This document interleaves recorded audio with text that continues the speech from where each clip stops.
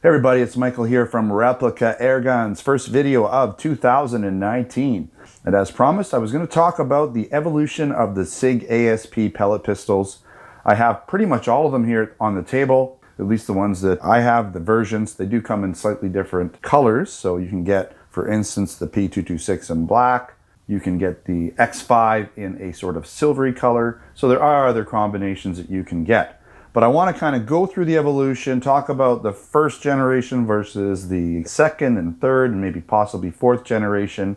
I just really like what Sig is doing with their ASP pellet line, their pistols, even their rifles, of course, but today we're talking about the pistols and how they're constantly trying to make them a little bit better each time. And I think that's great for a company to constantly be evolving or progressing in their products. Instead of just making a product that's doing okay and just let it ride for a while, Sig's really just decided to keep making better products each time. All right, so let's start with the first couple guns that I ever received from Sig. We have the P250 here and the P226. So essentially what they are is their pellet gun, right? Pellet pistol. And this one here has your standard rotary style magazine like you'd find in like a PX4, right? The Beretta PX4s from Umarex. You'll find them in a lot of different guns actually. This 8-round rotary magazine on each side. And it's very typical. And Sig decided, I guess, with their first generation to kind of go that route. They just had your standard, you know, CO2 in here with the CO2 screw, right? Nothing fancy, but they wanted to get their own brand out, right? And get their own guns out. And so this was the first, one of the first guns. This is, again, the P2. Let me get this in. See, this is the other thing. This is kind of a little weird. You have to make sure this is folded in just right. Otherwise, that's not going to go on. So not the best design, but it works, right? Blowback operation, as in with most rotary style magazines, you're not going to have a locking back slide or slide catch release. It just doesn't work on any rotary or belt-fed magazines. But, you know, got a pretty nice gun overall. This one here is like a double action. They're pretty much all double action triggers for the reason that you have to advance the magazines each time you pull the trigger, just the way it works. So this is kind of a slight step forward in that it still has this rotary style magazine, you know, with the 8 rounds on either end, but Sig has their sort of proprietary cantilever type system that loads the CO2. So CO2 goes in there and you just push it forward, locks into place. Easy to do, you know, very consistent on how much pressure it puts on the CO2. I love this 226. This one has an all metal frame, just like the real 226 instead of the polymer frame. Nice heavy gun. If you're looking for a weighty gun, this gun's really cool. And by the way, you can take this little, basically it hides the threads, right? Little thread cover, and you can put on basically a mock suppressor. So that's cool. We carry those in the Replica Airgun store. If you want to do that, put a mock suppressor on a gun. This one will do it. And you'll notice you've got fairly high sights on it so that you can see up and over the mock suppressor. All right, moving forward. Next, Sig came out with the P320. This was just a little bit after, right? And this gun has a belt-fed magazine like their ASP rifle line. So the pistols came out with rotary mags first instead of a belt-fed mag.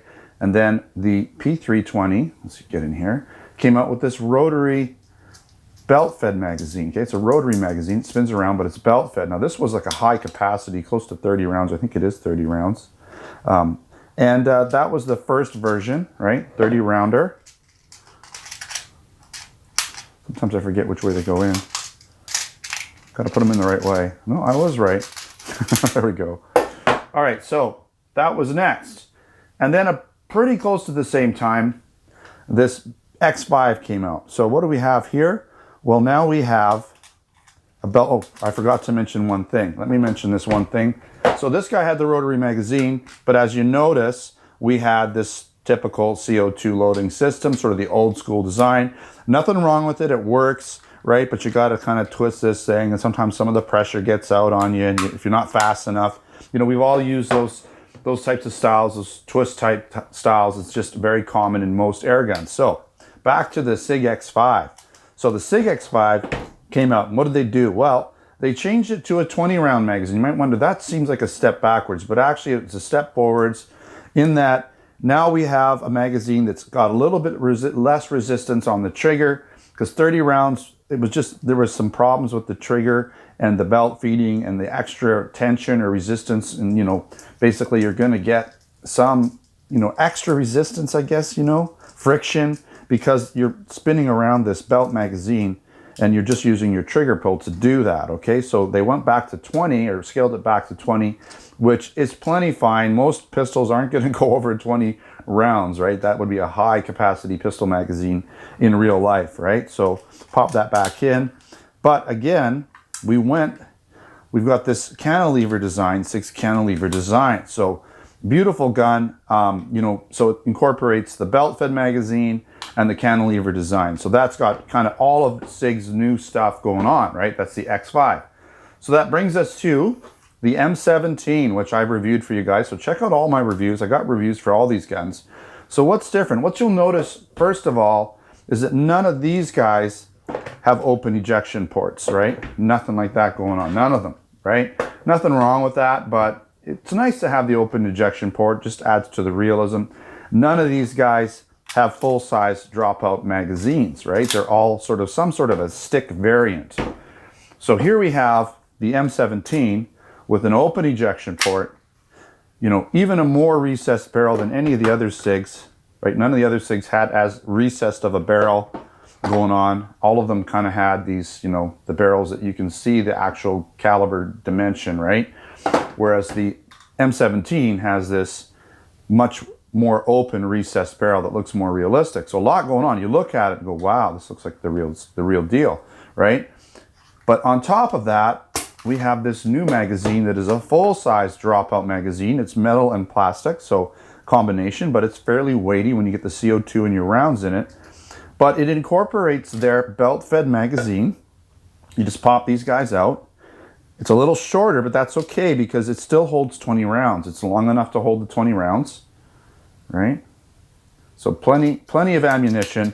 Basically, the real steel version in the extended magazine version, which is what this is, on the real steel version, I'm trying to remember how this is, this side forward.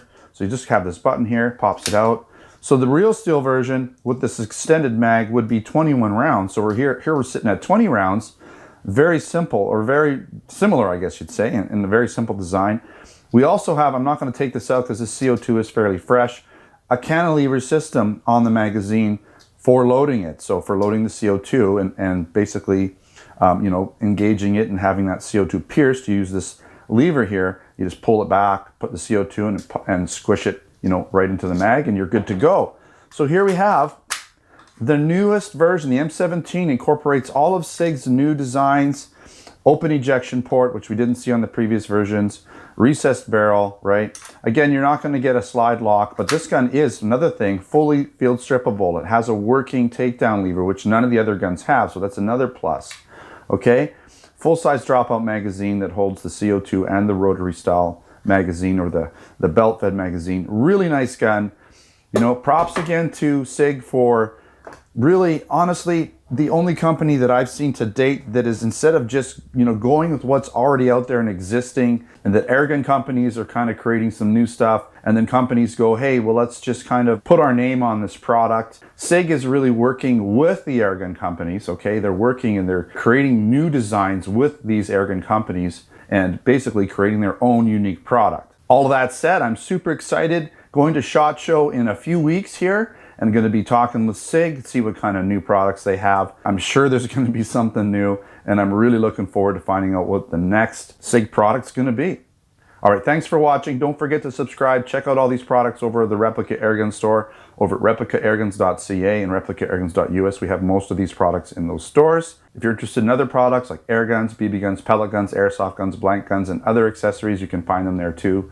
And of course, I have my posts, my written posts over at replicairguns.com, usually with additional photos for these products that I review in my YouTube videos. All right, thanks for watching. Don't forget to subscribe. Check us out on Facebook, Twitter, and Instagram.